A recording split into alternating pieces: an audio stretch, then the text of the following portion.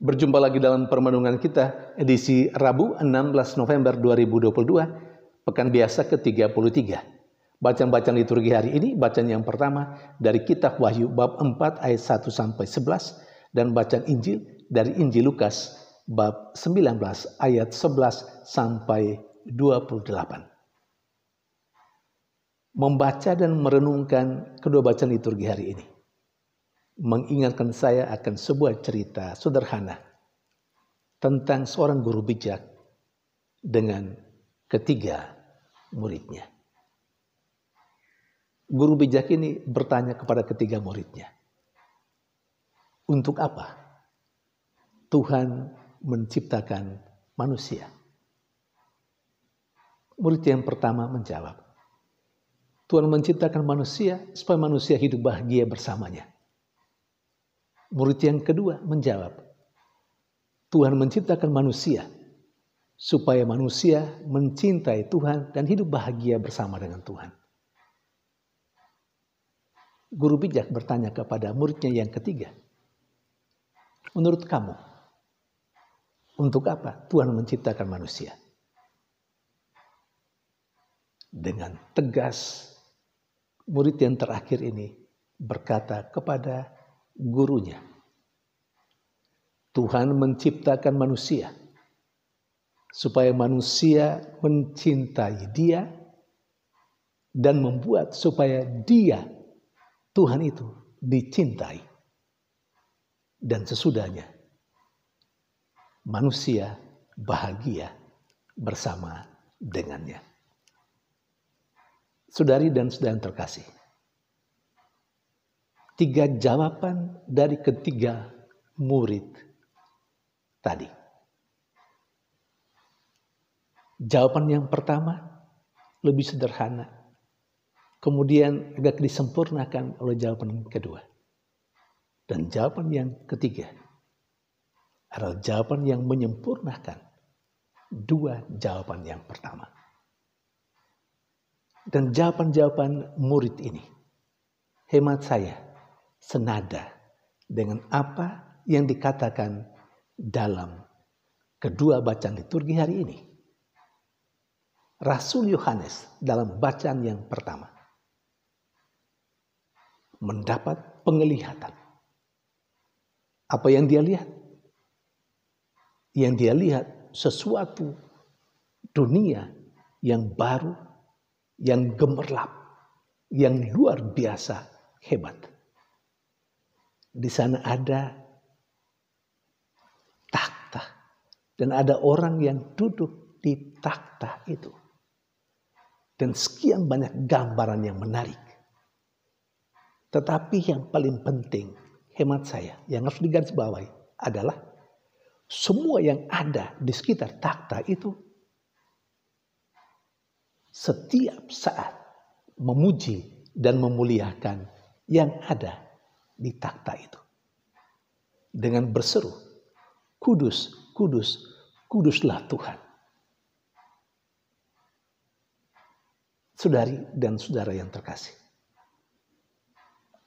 apa yang diperlihatkan kepada Yohanes Rasul itu sesungguhnya menggambarkan apa yang harus dilakukan oleh setiap manusia ciptaan Tuhan. Hakikatnya adalah memuji dan memuliakan Tuhan, bersyukur kepada Tuhan dalam hidupnya. Yang dilihat oleh Rasul Yohanes itu adalah sembahan, pujian dan syukur yang terjadi di dunia yang baru. Di tempat yang istimewa, yakni surga. Tetapi sesungguhnya, apa yang diperlihatkan kepada Yohanes Rasul di surga itu harus sudah bisa dimulai di dunia ini, di mana setiap orang yang diciptakan oleh Tuhan dalam hidupnya harus bersyukur, harus memuji dan menyembah Tuhan. Saudari dan saudara yang terkasih, pertanyaannya adalah bagaimana cara yang paling tepat hidup yang selalu memuji, memuliakan, dan bersyukur kepada Tuhan. Ada banyak cara. Tapi dalam konteks bacaan liturgi hari ini, terutama bacaan Injil, kepada kita diingatkan melalui perumpamaan itu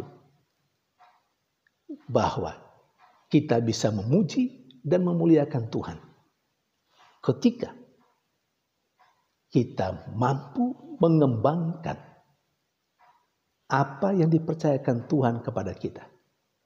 Talenta, bakat, kemampuan. Ketika kita mampu mengembangkan itu. Pertama-tama, itu untuk kemuliaan Tuhan. Dan juga untuk sesama. Saat itulah kita sedang mengucap syukur. Kita sedang memuji, memuliakan, dan menyembah Tuhan dalam hidup kita. Menyembah, bersyukur, memuji, memuliakan Tuhan. Tidak saja atau tidak pertama-tama dengan ucapan bibir. Tetapi pertama-tama diperlihatkan melalui hidup, praktek, teladan. Contoh hidup yang baik. Dengan mengembangkan, sekali lagi, mengembangkan apa yang diterima dari Tuhan. Mengembangkan kemampuan, mengembangkan bakat. Tidak pertama-tama untuk kemuliaan diri sendiri, tapi untuk kemuliaan Tuhan dan juga untuk kebaikan sesama.